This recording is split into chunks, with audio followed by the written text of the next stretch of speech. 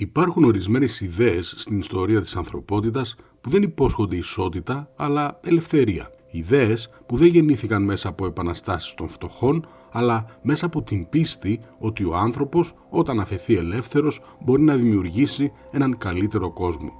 Και ίσως καμία ιδέα δεν διαμόρφωσε τόσο βαθιά τον σύγχρονο πολιτισμό όσο ο καπιταλισμός. Αν ο κομμουνισμός γεννήθηκε ως το μεγάλο όνειρο της δικαιοσύνης, ο καπιταλισμός γεννήθηκε ως το μεγάλο όνειρο της ελευθερίας. Ελευθερία να δημιουργείς, ελευθερία να παράγεις, ελευθερία να κατέχεις, ελευθερία να ανταγωνίζεσαι. Η βασική του υπόσχεση ήταν απλή, αλλά εξαιρετικά ισχυρή. Αν αφήσεις τον άνθρωπο ελεύθερο να κυνηγήσει το προσωπικό του συμφέρον, τότε ολόκληρη η κοινωνία θα προοδεύσει. Σε αντίθεση με άλλα συστήματα, ο καπιταλισμός δεν υπόσχεται ότι θα διορθώσει την ανθρώπινη φύση. Δεν ζητά από τον άνθρωπο να γίνει λιγότερο εγωιστής, λιγότερο φιλόδοξος ή λιγότερο ανταγωνιστικός.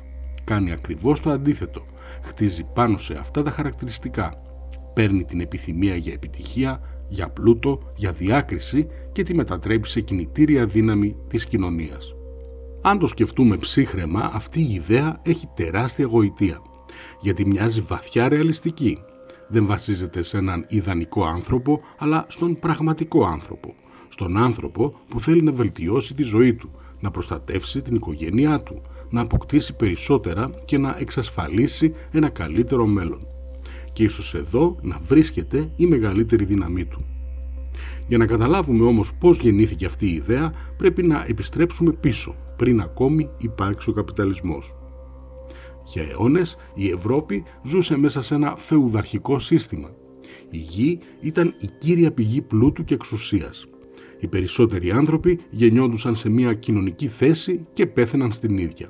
Οι ευκαιρίες ήταν περιορισμένες και η κοινωνική κινητικότητα σχεδόν ανύπαρκτη.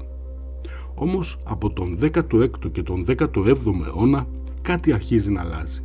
Το εμπόριο επεκτείνεται, οι αποικίες πολλαπλασιάζονται, οι θαλάσσιες διαδρομές ανοίγουν και ο πλούτος αρχίζει να κινείται.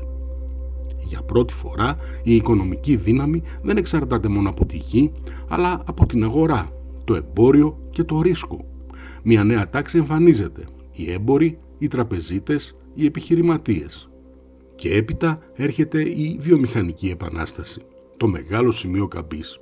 Οι μηχανές αλλάζουν την παραγωγή, τα εργοστάσια γεμίζουν, οι πόλεις μεγαλώνουν και η παραγωγικότητα εκτοξεύεται. Η ανθρωπότητα αρχίζει να παράγει περισσότερο από ποτέ. Ο πλούτος αυξάνεται, οι αγορές επεκτείνονται και ο κόσμος αλλάζει με ρυθμούς που μέχρι τότε έμοιαζαν αδιανόητοι. Μέσα σε αυτό το περιβάλλον εμφανίζεται ο Άνταμ Σμιθ. Ο Σμιθ διατύπωσε ίσως την πιο θεμελιώδη ιδέα του καπιταλισμού, το περίφημο αόρατο χέρι. Υποστήριξε ότι όταν ο καθένας κυνηγά το προσωπικό του συμφέρον, άθελά του συμβάλλει στο συλλογικό καλό. Ο φούρναρης δεν ψήνει ψωμί επειδή αγαπά την κοινωνία. Το ψήνει γιατί θέλει να βγάλει χρήματα.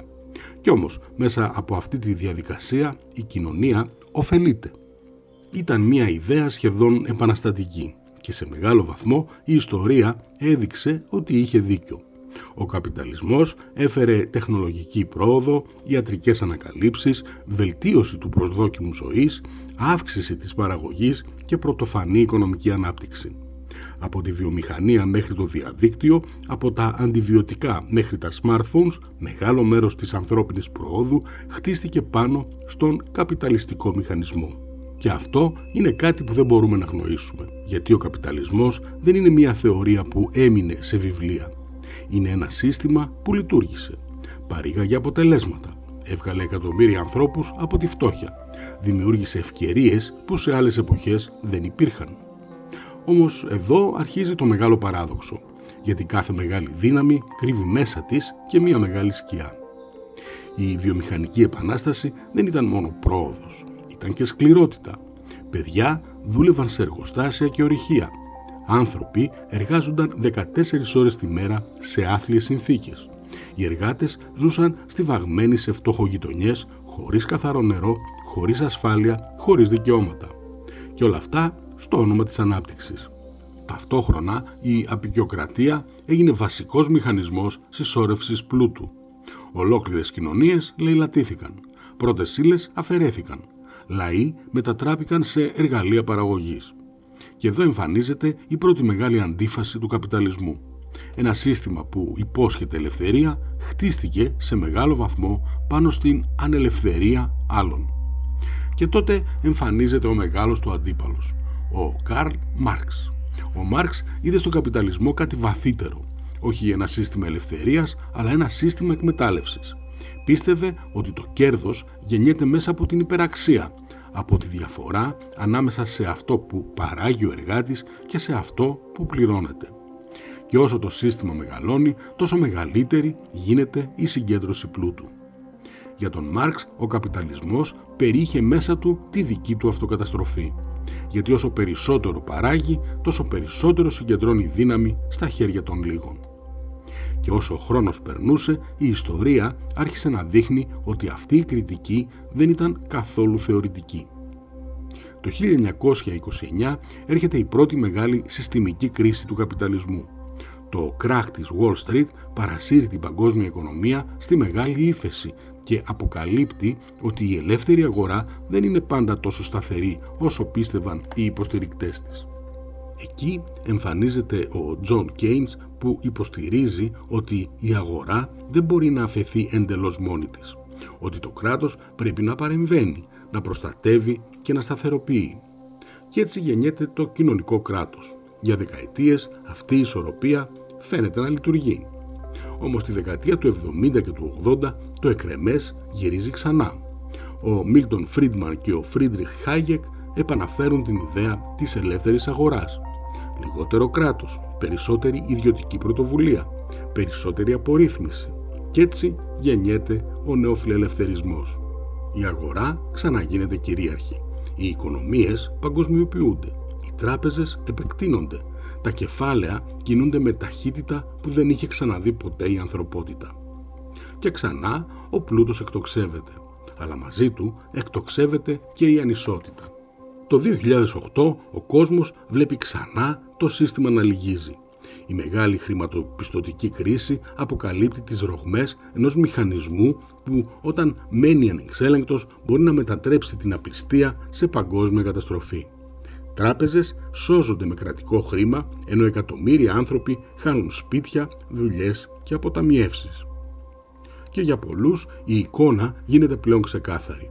Τα κέρδη είναι ιδιωτικά, αλλά οι ζημιές μοιράζονται σε όλους. Και εδώ βρίσκεται ίσως το βαθύτερο παράδοξο του καπιταλισμού. Για να υπάρχει ελευθερία πρέπει να επιτρέπεις τη συγκέντρωση πλούτου. Αλλά όταν ο πλούτος συγκεντρώνεται υπερβολικά, μετατρέπεται σε δύναμη. Και η δύναμη αυτή αρχίζει να επηρεάζει τους κανόνες του παιχνιδιού. Η οικονομική ισχύς γίνεται πολιτική επιρροή. Η πολιτική επιρροή γίνεται εξουσία. Και έτσι η ίδια η ελευθερία που δημιούργησε το σύστημα αρχίζει να περιορίζεται από εκείνους που έγιναν πιο ισχυροί μέσα σε αυτό. Ακριβώς όπως στον κομμουνισμό η επιδίωξη της ισότητας γεννούσε εξουσία, έτσι και στον καπιταλισμό η επιδίωξη της ελευθερίας γεννά συγκέντρωση δύναμης. Και εδώ μπαίνει ο Φρίντριχ Νίτσε. Ο Νίτσε πίστευε ότι ο άνθρωπος δεν θέλει απλώς να επιβιώσει. Θέλει να υπερέχει, θέλει να ξεχωρίζει, θέλει δύναμη. Και ίσως ο καπιταλισμός να είναι το σύστημα που καταλαβαίνει καλύτερα αυτή τη βαθιά ανθρώπινη παρόρμηση. Δεν την πολεμά, τη χρησιμοποιεί. Η φιλοδοξία γίνεται παραγωγή, η επιθυμία γίνεται κατανάλωση, η ανταγωνιστικότητα γίνεται κέρδος. Αλλά εδώ εμφανίζεται και η μεγαλύτερη του σκιά. Γιατί όταν γίνονται όλα εμπόρευμα, τότε και ο ίδιος ο άνθρωπος κινδυνεύει να γίνει εμπόρευμα. Ο χρόνος γίνεται χρήμα, η προσοχή γίνεται προϊόν, η εργασία γίνεται κόστος, η ίδια η ζωή αρχίζει να μετριέται με όρους απόδοσης. Ο Μαξ Βέμπερ το περιέγραψε ως το σιδερένιο κλουβί. Ένα σύστημα τόσο αποτελεσματικό, τόσο λογικό και τόσο αποδοτικό που τελικά παγιδεύει τον άνθρωπο μέσα στους ίδιους του τους μηχανισμούς. Και ίσως εδώ να βρίσκεται η μεγάλη τραγωδία του καπιταλισμού. Δεν μας ελέγχει με βία, μας ελέγχει με επιθυμία. Μας κάνει να θέλουμε να συμμετέχουμε, να κυνηγάμε συνεχώς περισσότερα, να συγκρίνουμε, να τρέχουμε, να καταναλώνουμε. Και όσο περισσότερο τρέχουμε, τόσο περισσότερο πιστεύουμε ότι είμαστε ελεύθεροι. Αλλά είμαστε?